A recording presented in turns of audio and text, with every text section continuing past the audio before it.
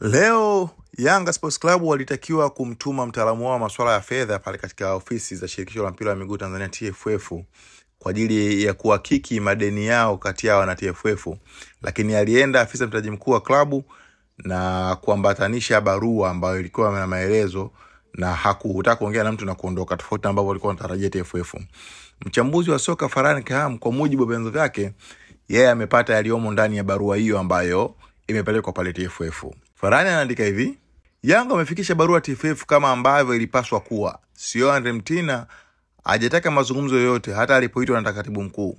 Kiufundi sana ni kuwa Yanga kwa sasa hawataki maongezi ya mdomo bali kwa maandishi rasmi ya kiofisi. Haya mambo ya story nadhani ndio yametufikisha hapa mpira wetu. Yanga wapo sahihi, ni jukumu la TFF kupitia barua yao, na kama kuna kitu hakijaeleweka wanapaswa kujibu kwa maandishi. Hivi ndivyo taasisi kuwasiliana ili baadaye watu wasigeukane. Kiufundi sana naona Yanga wanataka kama kuna offset yoyote waliofanya TFF kwenye fedha basi zikae kwa mfumo wa risiti ili kuweka mzani sawa. Ingekuwa watoto wa chuo wangesema Yanga anataka kila kitu ategemee desa lake. Hakuna kushare madesa. Sema unachodai, toa ushahidi wa risiti, mwenzako aseme anachodai kwa ushahidi wa risiti mpaka ukweli upatikane, alafu sisi wadai tunasubiri press mkishamalizana. Msako huu, pressing hii inapigwa hapa. Ogopa sana taasisi au mtu anapogoma mazungumzo na akasimamia maandishi yenye muhuri wako. Yes, rasmi sasa mpira unaenda kukombolewa. Sioni kama TFF au klabu zitafanya vitu kwa mazoea tena. Posti ya pili akaandika kwenye barua ya Yanga walioipeleka TFF leo, ambao ujumbe wa Yanga uliongozwa na mtendaji mkuu Andre Mtina na mkurugenzi wa fedha, wameambatanisha invoice takriban 5. Yanga hana tabu na kudai au kudaiwa, ile vitu viende kwa mfumo.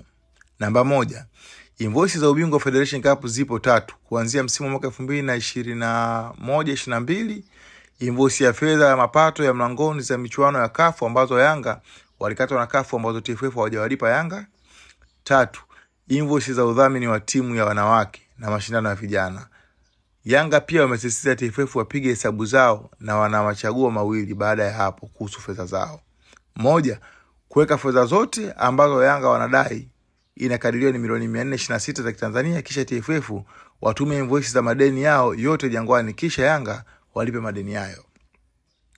2, kama TFF waliwakata fedha zote ambazo wanadaiwa, Yanga wanataka kujulishwa kwa ushahidi wa risiti kama ambavyo sheria za kodi za nchi zinavyotaka, kisha baki yao waingizwe kwenye akaunti yao, ila makato yote yawe na risiti. Kisha Yanga msimamo wao ni kuwa hakuna maongezi yoyote, na kama kuna maongezi reconciliation, basi Yanga wapo tayari maongezi hayo yafanyike mbele ya TRA na mamlaka za wasimamizi kuhusu madeni ili kumbukumbu zikae sawa. That's it for now. Huu ndio msimamo wa Yanga Sports. Hapa ni TV Sports Update.